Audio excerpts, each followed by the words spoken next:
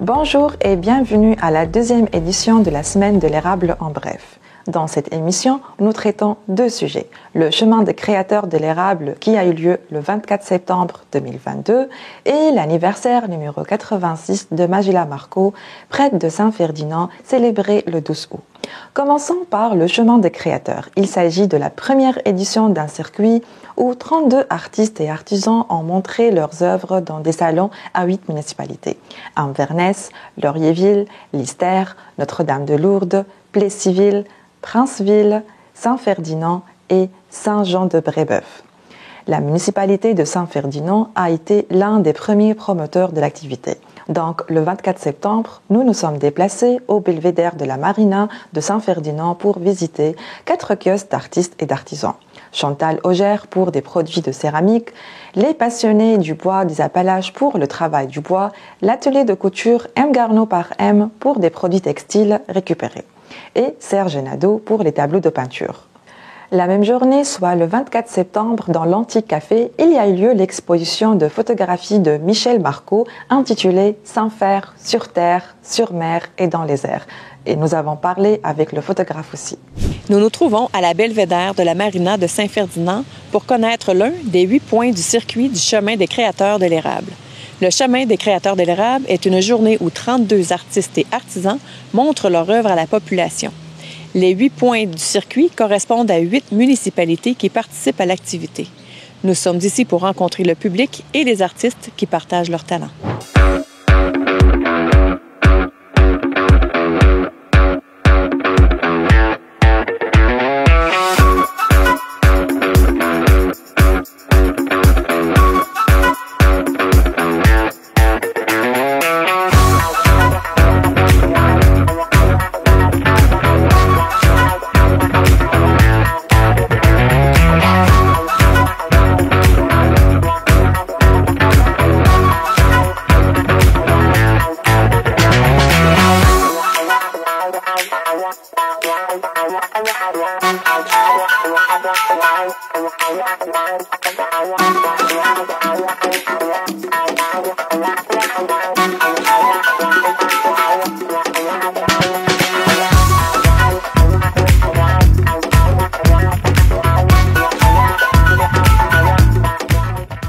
Qu'est-ce qui se passe ici aujourd'hui dans votre belle ville de Saint-Ferdinand? Écoutez, on a relancé le chemin des créateurs de l'érable. Donc, avec les autres municipalités de la MRC, nous accueillons aujourd'hui des artistes qui viennent nous présenter leurs œuvres. Donc, la pandémie a été très, très dure pour tout le monde, les artistes tout compris. Fait qu'on a décidé de relancer ça dans le cadre d'un projet un peu pilote. Et puis, c'est un petit peu dans ce sens-là que nous accueillons aujourd'hui 4 artistes. Donc, on a une potière, on a des gens qui travaillent le bois, on a quelqu'un qui confectionne des vêtements et on a un artiste peintre. Fait qu'on a 4 artistes qui sont diversifiés. Et puis, c'est un petit peu dans ce sens-là qu'on s'en va. Je pense qu'il y a un petit extra à côté aussi, un spécial. Oui, on a une exposition de photographie avec un photographe amateur de Saint-Ferdinand, M. Michel Marco. M. Marco possède un pendulaire, c'est un ultra-léger. Et un ultra-léger, lui, bien, naturellement, il vole avec ça et il prend des photos aériennes. Et on a une exposition, comme vous l'avez mentionné, qui s'appelle Saint-Fer, sur terre, sur mer et dans les airs. Vous, votre art, comment vous définissez votre art? Là, déjà, on voit que c'est de la peinture. C'est quel style? Je vous dirais que c'est un peu fantaisiste. Moi, quand j'ai commencé à peindre, évidemment, ça m'aurait pris presque un rapporteur d'angle. J'aimais ça que mes maisons soient carrées, que tout se tienne comme il faut. Puis à un moment donné, le trait de crayon est parti, puis ça a donné des maisons comme ça. En ce qui concerne la couleur, bien, ça a toujours été comme ça. Là, j'ai toujours eu beaucoup de couleurs. Même quand j'ai commencé, c'était coloré comme ça. Alors, depuis ce temps-là, je peins de cette manière-là. C'est un peu fantaisiste, je vous dirais. Donc, si je comprends bien, votre style est parti un petit peu d'un crayon qui est accroché par accident, on peut dire, c'est ça? Ou... Oui, d'ailleurs, les plus grandes inventions sont nées souvent des accidents comme ça. Alors, dans mon cas, moi, c'est plus, je vous dis, d'écouter mon dessin, de laisser aller ma plume et de me laisser aller complètement dans ce que je suis. Alors, c'est pour ça que ma peinture a une signature très particulière. Et est-ce que ça fait longtemps que vous avez commencé à peindre ou... Quand j'ai commencé à peindre, moi, j'ai peint à l'aquarelle pendant 20-50 ans, certainement. Puis après ça, je suis passé à l'acrylique. Alors, je vous dirais que c'est peut-être une vingtaine d'années que je peins à l'acrylique. Ça fait plus de entre 40 et 45 ans que je peins, moi. Que je fais de la peinture. J'ai fait ça... je peux vous dire que je peins maintenant un peu moins que je peignais, mais au début, je peignais tous les jours. Tous les jours, je peignais. Si je comprends, c'est ça, vos toiles se font un peu de façon intuitive et tout ça. Par exemple, si on prend celle-là qui est juste ici, est-ce que vous pourriez nous en parler un peu? Avec plaisir, avec plaisir. D'abord, vous allez remarquer qu'il y a un grand, grand ciel. Alors, évidemment, ça, c'est la spiritualité. Le ciel, c'est toujours ce qui est en haut, ce qui monte, ce qui est de l'ordre de l'esprit. Les maisons, vous avez remarqué que les maisons se touchent toutes. Alors moi, vraiment, c'est l'esprit du village, de l'entraide. Alors, les maisons se touchent pour montrer qu'elles ont un lien entre elles, comme c'était dans les petits villages avant. Alors, c'est tellement fort chez moi que c'est très difficile pour moi de faire des maisons qui ne se touchent pas. Parce que je voulais absolument qu'il y ait l'esprit d'entraide dans ces maisons-là. Alors, vous avez ici une petite corde à linge. Alors, la corde à linge, c'est la vie. Hein? Ça, c'est vraiment, là, ça montre qu'il y a du monde, ça montre qu'il y a de la vie, ça montre qu'il y a des gens qui vivent dans ces maisons-là. Vous avez ici mes 3 petits personnages qui sont assez caractéristiques. Alors, évidemment, quand il y a des personnages, s'il y a des foulards, les foulards s'en vont habituellement dans le sens opposé un de l'autre. C'est un peu une fantaisie que je mets là-dedans. Il y a toujours un petit chat dans mes peintures qui est stationné à quelque part. Bonjour Chantal Auger. Bonjour, ça fait plaisir. Moi, je voudrais savoir un petit peu votre art. En quoi ça consiste? Bon, on voit un petit peu de la poterie. C'est de la poterie de quoi exactement? Oui, je tourne de la poterie de porcelaine. C'est une pâte qui donne un résultat très résistant, très dense. C'est pour ça que j'ai choisi de travailler avec ce matériau-là. Et c'est de la poterie, donc c'est tourné sur le tour de potier. Un à la fois et un après l'autre. Et c'est décoré à la main. Donc, c'est un produit entièrement fabriqué de A à Z à mon atelier de Sainte-Hélène de Chester. Okay. Donc, moi, je suis pas du tout connaissante dans ce domaine-là. C'est complexe. C'est plutôt complexe? C'est plutôt complexe. Oui. Comment ça fonctionne? Là, vous me parlez de ça tourne et tout ça, mais encore, est-ce qu'il y a une cuisson? Oui, on a le choix. En premier, on choisit quelle sorte de pâte on veut travailler. On peut travailler en faïence, en grès ou en porcelaine. Ça donne un caractère différent. Ensuite, pour le choix d'émail, c'est infini. On peut travailler dans toutes les couleurs, dans toutes les textures. Et moi, pour l'alimentaire, parce que je fais surtout de la poterie fonctionnelle, de la poterie utilitaire. Alors, je travaille avec des émaux qui sont très résistants. Et la pâte aussi est très résistante. Ça va au four, au lave-vaisselle. Et à l'usage quotidien, ça ne s'use pas. C'est très résistant aussi à l'ébréchage et aux égratignures dans le fond des plats avec les ustensiles. Donc, c'est pour ça. Je travaille donc à la main, autour. Je cuis et j'émaille chez moi. Est-ce que ça fait est-ce que c'est un métier? On peut dire que c'est un métier en soi? Oui, c'est mon métier depuis plus de 50 ans. Plus de 50 ans? Oui. J'ai passé ma vie dans cet art-là, dans ce métier d'art, on peut dire. Oui. Donc, bonjour Lily Rose. Donc, aujourd'hui, tu te trouves à représenter Marie-Claude Garneau. Oui. Qui est couturière. Donc, est-ce que tu pourrais nous parler, s'il te plaît, un peu de ses produits? Qu'est-ce qu'elle fait, Marie-Claude? Bien, elle fait des trucs un peu utilitaires. C'est ça, avec juste des tissus qu'elle a récupérés, de vêtements qu'elle a fait ou du rembourreur. C'est juste des tissus récupérés. Puis elle fait des divers trucs, là, enfin, diversifiés. Donc, est-ce que les gens peuvent aller lui porter du linge, par exemple, qui est plus fonctionnel pour eux? Elle peut recycler ça? Est-ce qu'elle en récupère? Oui. Puis elle peut aussi les modifier. Aussi. On peut aller porter n'importe quelle sorte de tissu, puis elle va trouver quelque chose à faire avec. N'importe quoi. Okay. Donc, par exemple, là, je vois qu'il y a plusieurs choses sur la table en ce moment. Bien, mettons, les paniers ici, il y a des petits puis des moyens. Ils sont réversibles, on peut les accrocher. Ils sont réversibles? Oui. OK. Ça, mettons... Puis, les accrochés, ils sont faits avec des retailles aussi. Toujours. Ensuite, les tampons démaquillants, c'est pour se démaquiller, ils sont réutilisables. Puis, ils sont aussi faits avec des retailles. plein de petits chouchous. Il y a des petits, des moyens, des grands. La passion, je te dirais, ça fait environ une dizaine d'années que j'ai été enseignant. Puis, quand je suis à la retraite... Mais enseignant... Enseignant en mécanique industrielle. OK. Tu sais, que ça n'a pas de lien. Puis, on a parti un petit club des passionnés du bois qu'on appelle. On est situé à Saint-Jean-de-Brébeuf. Puis, on est une cinquantaine de membres là-dedans. On a décidé de dire, hey, ça serait le fun d'être capable de se rencontrer, partager. Puis, c'est ce qui est arrivé. Ça fait qu'on est là depuis 10 ans. C'est notre 10e année. Mais c'est pas venu de nous. Okay?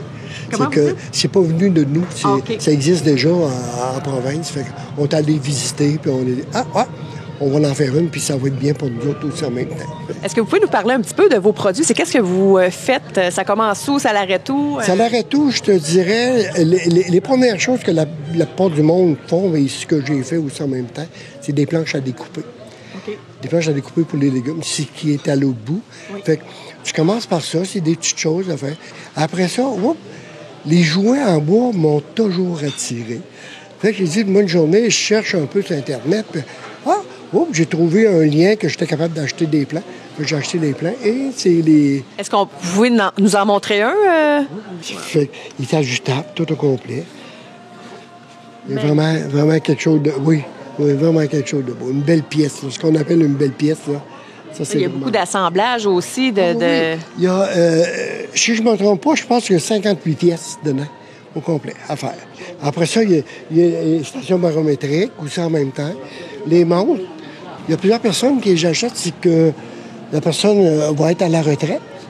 Puis sur le coffre, j'ai marqué « Prends le temps de 3 petits points ». C'est mon dernier bébé. Les stylos, les crayons à plumes, les crayons au plomb. Ça, c'est mon dernier bébé. Bonjour, M. Vigneault. Bonjour. J'aimerais connaître vos impressions sur le salon, sur votre visite d'aujourd'hui. Nous autres, on venait pas ici pour visiter le salon, mais on arrive un peu plus tôt pour une autre activité qui va avoir lieu ce soir. Puis, on est surpris de voir la belle créativité qui est ici. Moi, j'ai été... le travail du bois, la céramiste et la peinture, on est dans des mondes intéressants et créatifs. J'ai toujours aimé ça, moi, c'était la créativité des gens. Fait que c'est une belle surprise pour nous autres. Qu'est-ce que vous avez aimé le plus de votre visite ici à Saint-Ferdinand? Le travail du bois. Moi, je suis un amateur de bois. Je trouve ça beau, le bois. Puis je trouve que les gens qui mettent le bois en valeur, ils ont beaucoup de talent. Puis moi, je vis dans le bois tous les jours, mais moi, quand je le vois, le bois, il y a de l'écorce après, il y a de bout. L'avez-vous déjà travaillé vous-même, le bois? Non, pas comme ça. Moi, je fais du rough. Je suis un gars rough, fait que je fais du rough. Nous nous sommes déplacés à l'antique café Délices de Saint-Ferdinand pour regarder l'exposition du photographe Michel Marcoux. D'où ça a commencé, tout ça? Pour moi, je pourrais vous dire que c'est de la génétique. Parce que quand je suis tombé avec une caméra dans mes mains, ça a été instantané. Premièrement, j'ai eu un mentor qui s'appelle Gabriel Barry, avec qui j'ai travaillé. J'avais 16 ans. Fait que ma première paye, ça a été une caméra photo. Là, je posais. J'étais fou, là, je suis tombé avec une caméra photo. Ma mère prenait des photos. Mon grand-père, mon arrière-grand-père était photographe aussi. Fait que pour moi, c'est de la génétique. Ni plus ni moins. Plus ou moins, exactement. Fait que j'ai de la passion a commencé, puis j'ai eu un 35 mm longtemps. Puis quand le numérique est rentré, ça a été encore... j'ai dit, on a ça sur un ordinateur, plus de films à traiter, puis que là, ça a continué de plus en plus. Puis à un moment donné, j'ai suivi un cours de pilotage. Je me suis acheté une machine. Là, il m'appelle le photographe volant. Fait que, pour quelle raison, donc? Parce que les photos, ça faut voler pour les vendre. Principalement, t'as pas le choix, là. Ça te prend un appareil. Puis l'appareil, il s'appelle un pendulaire, c'est ici. Un appareil 2 places. Tu peux, ma conjointe s'assied en arrière, elle va prendre des photos, ou c'est moi si je pars tout seul. Comme je me mets dans le coup, puis je pars avec, puis je pilote en même temps. Ça se fait. Faut pas qu'il vente. Hein. C'est tranquille. Puis je fais la région. Comme vous voyez, toutes les photos aériennes sont vraiment... Est-ce que vous vous en tenez à Saint-Ferdinand ou la MRC de l'érable? Oui, ou ça s'étend jusque où, là? Victoriaville, Black Lake, Thetford Mine, Plessisville, j'en fais quand même quelques-unes aussi en dehors. Mais je vais poser la ville ou tout ça, mais mon coup de cœur, c'est Saint-Ferdinand, avec les paysages. Quand on arrive à Saint-Ferdinand, c'est le coup de cœur. Hein.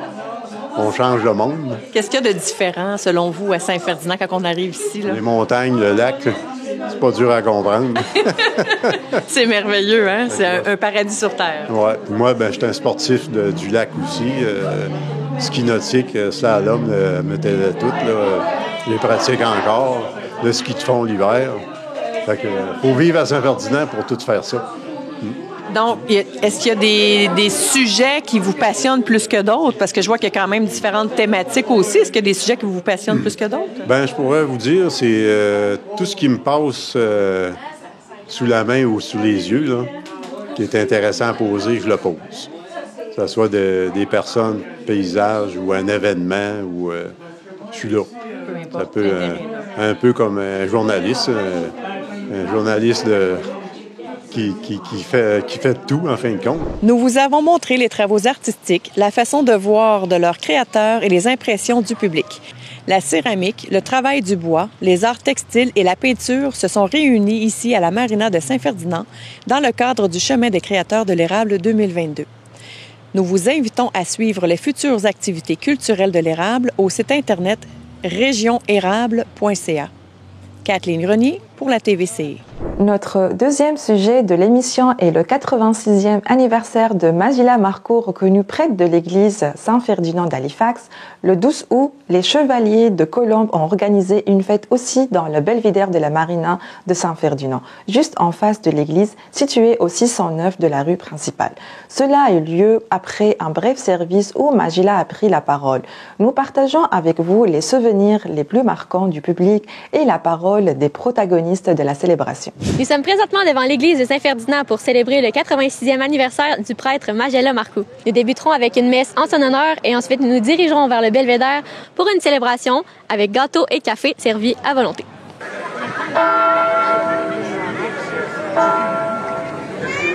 On s'est réunis pour le remercier pour ses 86 ans. Et en passant, je ne sais pas si les yeux vont être jaloux, mais on forme une assemblée beaucoup plus grosse que les assemblées formelles.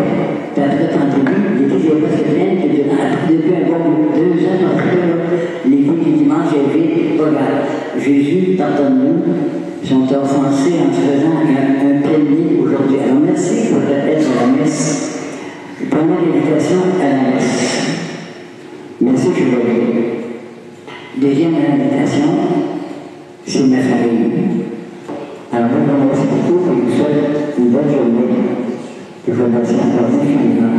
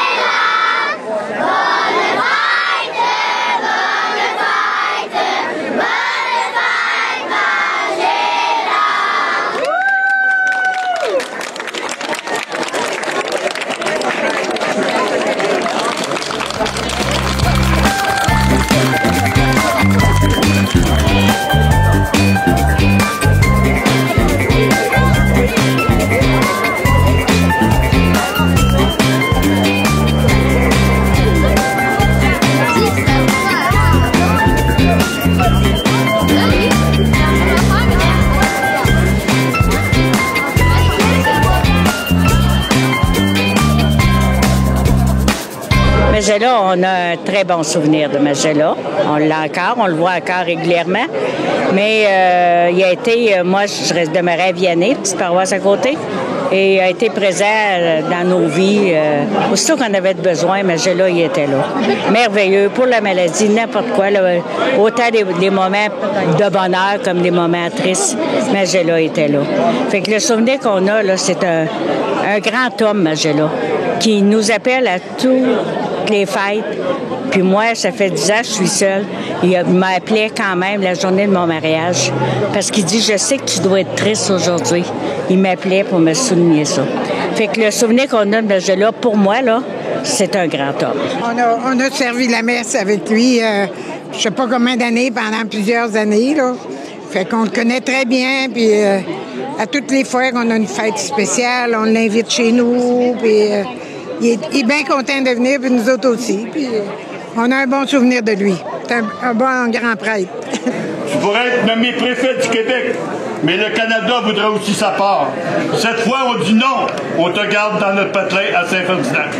Pour tout cela, Magella, nous t'apprécions d'un amour inconditionnel. Bonne fête et merci beaucoup.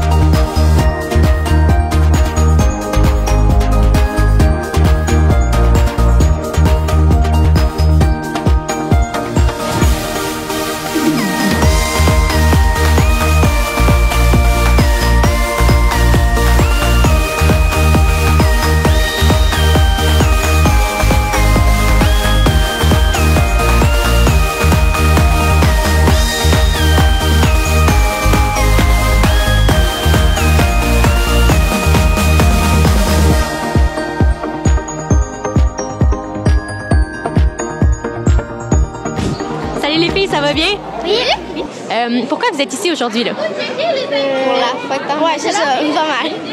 Et vous faites ça avec le camp de jour? Oui. Est-ce que vous aimez ça? Oui. Toi, t'aimes ça? Oui. Pourquoi? Parce que c'est le fun d'être au camp de jour. Oui. Est-ce que vous allez à l'église souvent, les filles? Non, pas moi. Plus vers Noël avec ma famille.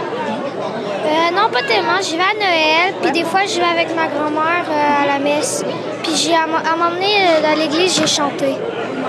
Ça va bien, Magella? Ça va très bien, puis je suis très fière de voir tant de monde pour célébrer mon anniversaire, surtout avec la présence de Marion et les amis qui viennent me rejoindre ici aujourd'hui. Il y a beaucoup de monde qui sont là pour vous voir, vous, là. Comment vous vous sentez? Je me sens un peu émue. Je trouve qu'au fond, je ne mérite pas autant d'égards et d'attention, mais je sens concrètement que c'est un hommage et une reconnaissance pour les années que j'ai investies à leur service. Parce que on a interviewé beaucoup de gens, puis ils nous disent que vous êtes quelqu'un de proche de la population, vous avez un grand cœur. Ben oui, j'ai le grand cœur. J'ai toujours essayé de faire de mon mieux et d'être proche de la personne. Comme j'ai dit tantôt, j'aime beaucoup les structures, mais j'adore surtout les personnes. Ce qu'on appelle la pastorale, là, c'est les personnes, les enfants, les grandes personnes, les amis, puis toi aussi, que j'ai baptisé. J'ai baptisé Marion. C'est bon? Vous avez 86 ans, c'est ça? 86 années de fait. J'en ai plus de fait qu'il m'en reste. Je suis conscient qu'à cause de mes limites, avec mon âge, j'ai perdu l'usage des yeux et de l'équilibre. Okay. Ce qui fait que ça me rend un peu triste, toujours le sentiment de ne pas voir les gens, puis ça m'inquiète un petit peu. Mais quand même, disons que c'est un des derniers anniversaires, parce qu'à 100 ans, je ne serai plus là. On espère vous avoir encore avec nous pendant longtemps. 100 ans encore? Oui. Merci. Oui, donc expliquez-nous un peu votre rôle ici aujourd'hui. Notre rôle, nous autres, les Chevaliers de Colomb, on avait décidé de faire la fête à notre aumônier. Un peu les services qu'il nous a rendus, c'est un retour qu'on lui donne, qu'on est fiers de lui donner. C'est une reconnaissance, puis on a invité toute la population qui voulait participer à notre fête. Fait qu'on ne pouvait pas passer à côté de ça, là. parce que c'est une personne qui a donné beaucoup à notre paroisse. Puis on veut que ça continue encore plusieurs années. Puis on veut le garder avec nous autres. Puis on va en profiter à un moment donné, là, d'ici quelque temps, qu'on va inaugurer un parc à son nom. Et vous avez combien de bénévoles? Les bénévoles aujourd'hui? Oui. Si on parle, je dois avoir 20 à 25 bénévoles aujourd'hui qui sont sur place, on peut. Et c'est des gens de la région? Oui, c'est tous les gens de la région qui viennent principalement du village ou des alentours. Okay. Puis on est très fiers des autres. Comme vous l'avez entendu, la population de Saint-Ferdinand n'a que de belles anecdotes concernant le prêtre Magella Marcoux qui fête son 86e anniversaire aujourd'hui. Elle espère avoir d'autres belles anecdotes pour la population encore pour les prochaines années. Pour la TVC, Marion Carey. Vous avez entendu tous les détails sur la première édition du Chemin des créateurs de l'érable, ainsi que sur l'anniversaire 86 du prêtre Magella Marcoux de Saint-Ferdinand. Nous espérons que vous avez profité de cette émission. Pour rester informé, vous pouvez regarder la première édition de l'érable en bref de la semaine prochaine et notre émission de l'érable approfondie de cette semaine. Pour l'instant, passez une excellente journée.